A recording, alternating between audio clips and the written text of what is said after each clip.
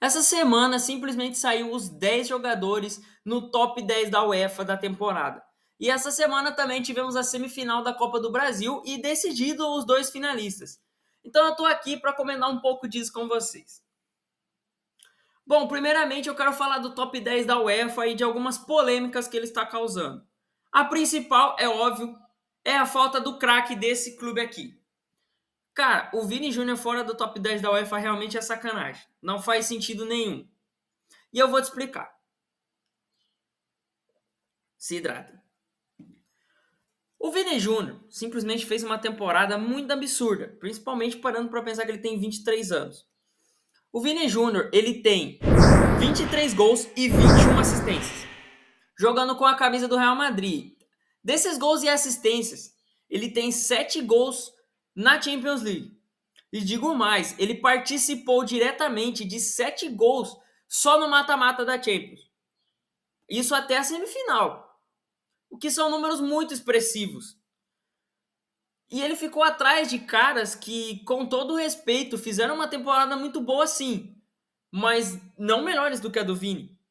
Eu fiz a minha colinha aqui, porque a minha memória é de um velho com Alzheimer, e eu vou falar para vocês o top 10. Primeiramente, a gente tem os 3 jogadores que não tem uma posição ainda, porque vai ser votado e eleito quem foi o melhor jogador da temporada da UEFA. Os candidatos são Haaland, De Bruyne e Messi.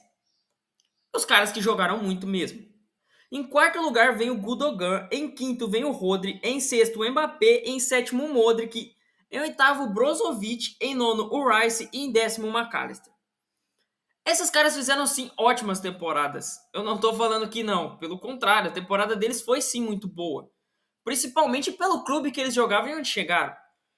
Mas, por exemplo, o Rice, ele fez uma temporada muito top pro que se esperava pro West Ham.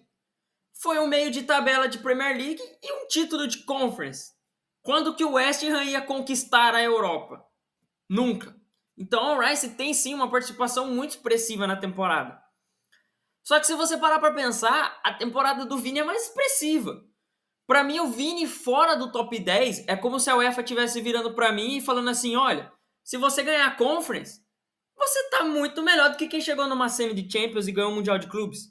Você ficar no meio da tabela da Premier League vale muito mais a pena do que você ficar em segundo numa La Liga.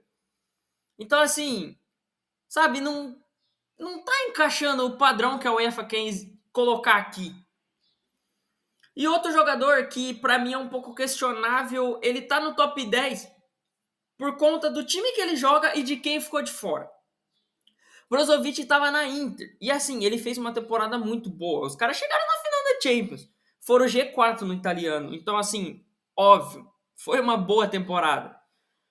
Mas e o Lautaro? O Lautaro não merecia um top 10? O Lautaro foi o artilheiro da Inter, dá muita assistência. O Lautaro, com a Inter, ele eliminou os 2 top times de Portugal. E na semifinal, ele eliminou nada mais, nada menos do que o Milan, seu maior rival. Que inclusive me dói até hoje, porque para quem não sabe, eu sou torcedor rossoneiro também. Te odeio, Lautaro!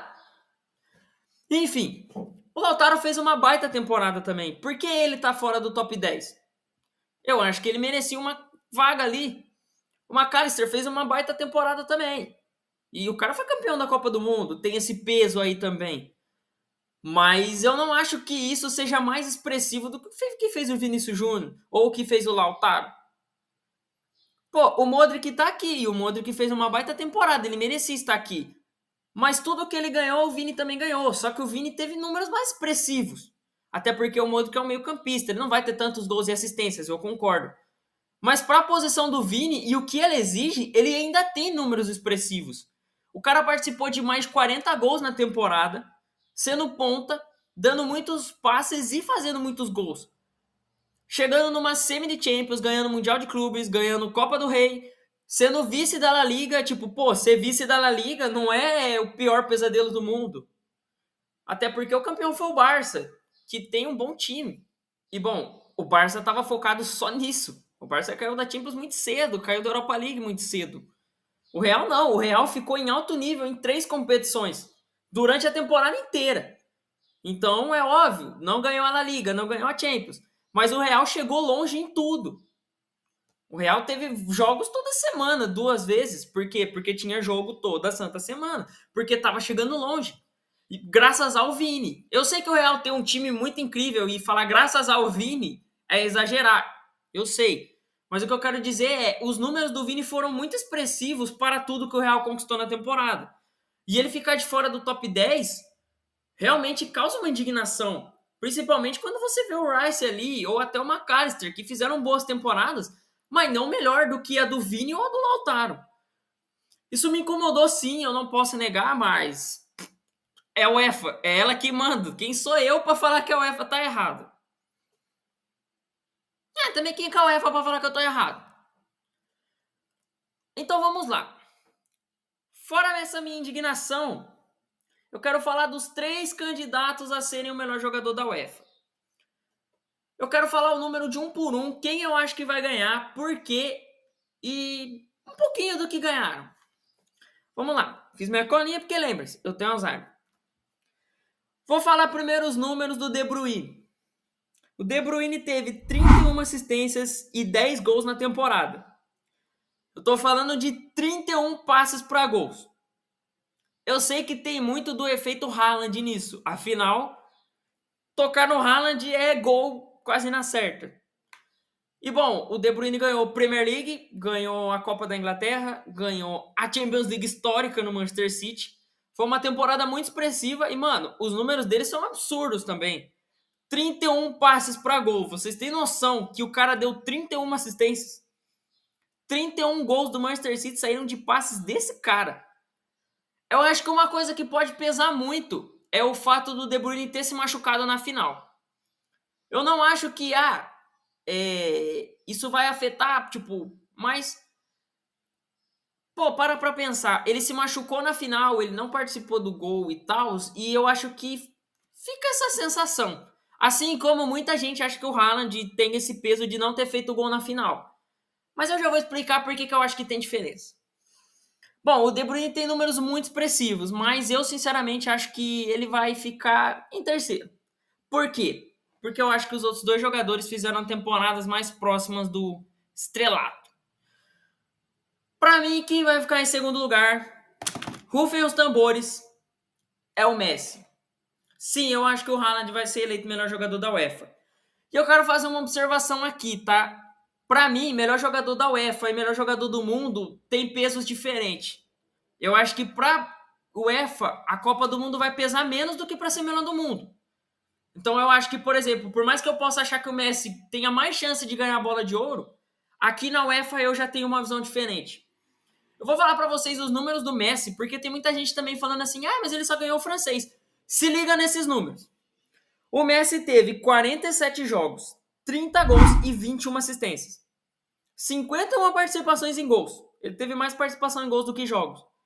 Mas o campeonato francês não é tudo isso, o campeonato francês é fraco. Mas, gente, mesmo assim, são números muito expressivos. E ele ganhou a Copa do Mundo. E, assim, isso vai sim ter um peso. Até porque o fato de ser o Messi já tem um peso. Mas, assim, os números do Messi são muito incríveis. Ele ganhou o campeonato francês. Apesar de ser um campeonato fraco, onde o PSG já chega ganhando, ainda assim, ele ganhou, ele teve números muito expressivos e ele tá merecidamente aqui no top 3. Mas eu acho que a temporada dele não foi melhor do que a temporada do Haaland. E eu vou explicar por quê. Vamos lá. Os números do Haaland foram os seguintes: 53 jogos, 52 gols e 9 assistências. É número pra caramba. O Haaland ganhou, obviamente, as mesmas coisas do que o De Bruyne. Ele ganhou a Champions League, ele ganhou a Copa da Inglaterra e ele ganhou a Premier League com uma virada histórica do Manchester City, diga-se de passagem. Só que ele tem algumas coisas que pesam muito a favor dele. O primeiro, o cara na primeira temporada quebrou o recorde de gols em uma mesma edição de Premier League. E isso é muita coisa. Em segundo lugar, ele foi artilheiro da Champions. Independente de não ter feito gol na semi ou na final, ele foi o artilheiro. E diferente do De Bruyne, eu acho que tem um peso no fato do Haaland não ter se machucado na final. Ele não fez o gol, eu entendo. Mas pensa comigo. Você é um jogador, você é um defensor. Você tem que marcar o time. e você vê o Haaland vindo. E você vai marcar o Haaland. Então, o que acontece? O time, às vezes, perde a noção de outros jogadores porque o Haaland corre e eles vão marcar o Haaland. Foi o que aconteceu no segundo jogo contra o Real Madrid e foi o que aconteceu na final em alguns momentos. Tanto que o Gundogan e o Rodri tiveram muitos gols nessa temporada. Por quê? Porque muitas vezes o Haaland passava, a marcação em dobro nele. E isso abria espaço para esses caras. Abriam brechas para eles participarem de gols, para eles conseguir criar, para eles chegar na área infiltrando. E, cara, isso para mim tem um peso, mas eu acho que o que pesa mais são os números expressivos do Haaland. A gente tá falando de 52 gols na temporada. O cara, na primeira temporada, quebrou o recorde de gols da liga mais difícil do mundo. Isso é absurdo. A gente não tá falando de 36 gols no campeonato francês ou no campeonato brasileiro. A gente tá falando de 36 gols na Premier League. A gente tá falando de 12 gols em uma edição de Champions. A gente tá falando de um cara que... ele não foi decisivo. Cara, fazer gol, ida e volta contra o Bayern de Munique em plena quartas de final de Champions não é ser decisivo. Eu sei que não fazer gol na final pesa. Isso é fato. Mas eu ainda acho que os números dele são muito expressivos para você se apegar em ele não fez gol na final. Dane-se, ele foi campeão. Olha aqui o Haaland feliz com o troféu. E falando em troféu, a gente vai ter a final da Copa do Brasil. Eu vou ser bem sincero com vocês. A quinta-feira eu nem queria saber de futebol, porque eu torço pro Corinthians. E o Corinthians simplesmente olhou para mim e falou: se dane. Tá, eu vou ser sincero. Eu não esperava que fosse um jogo fácil, mas assim, o Corinthians entrou totalmente retrancado, tipo, como se fosse o Remo jogando contra o São Paulo e segurando um 2-0. Como se fosse o Remo entre aspas, porque o Remo jogou contra o Corinthians com 2-0 de vantagem e foi pra cima. Então, assim, eu fiquei muito decepcionado com o Corinthians. Eu acho que o São Paulo tem méritos pra caramba, afinal, um time que ganha o seu jogo virando um placar desfavorável tem seus méritos.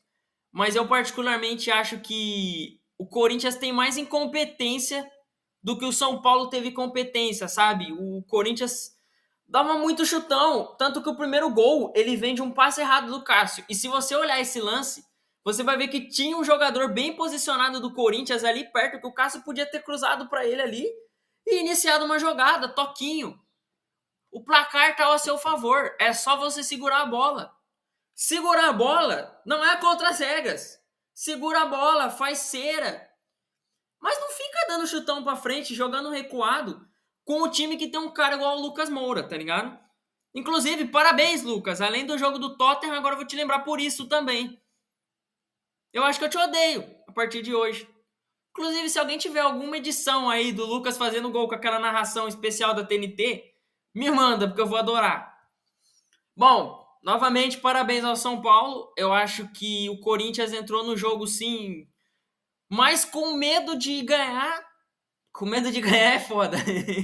O Corinthians entrou no jogo com mais medo de perder do que com vontade de ganhar. E eu acho que isso que pesou no resultado final. Eu acho que o Corinthians entrou muito de salto alto, achando que dava para segurar o placar, em vez de entrar pensando em vou massacrar e vou fazer um gol aqui para piorar a situação dos caras e jogar pressão. Sobre o outro jogo, como eu tava muito pistola da vida com o resultado, eu simplesmente falei, mano, eu não vou assistir. Então eu não assisti a outro jogo da semifinal. Eu assisti o primeiro, mas esse segundo jogo, que foi 1-0, eu não assisti. Eu fui dormir com uma pose muito máscula, que era sentado chorando. E fui trabalhar no outro dia pistola, todo mundo me zoou, obrigado Corinthians e obrigado São Paulo também por isso. E deixa essa zoeira aqui embaixo também, fazer o quê? Acontece. Mas aconteceu, fazer o quê? O Corinthians simplesmente cagou na minha semana, mas acontece, sempre vai acontecer, porque um tem que ganhar, o outro perder, não tem como ganhar todos os jogos. Mas Corinthians, se você quiser ganhar todos os jogos, eu deixo.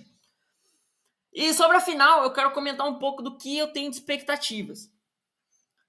Cara, hoje, se a final fosse hoje, agora, nesse exato momento, eu falaria que o São Paulo seria campeão, porque eu acho que Dentro do Flamengo tá complicado, tá meio estranho, tem jogador dando soco para todo lado. O UFC tá contratando, sabia? Vai lá, Gerson, entrega seu currículo. Eu acho que lá dentro do UFC.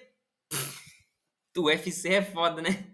Eu acho que lá dentro do Flamengo tá uma situação bem complicada. E eu acho que os caras têm que olhar e melhorar muito o psicológico e o vestiário do time se quiser ser campeão. E o São Paulo chega no jogo com sangue no olho de, mano, nós temos que ganhar esse campeonato. A gente nunca ganhou e agora é a chance. São 2 jogos. Óbvio, eu volto a dizer, isso se o jogo fosse hoje. O Flamengo tem margem para evoluir, o São Paulo tem, pode ser que decaia.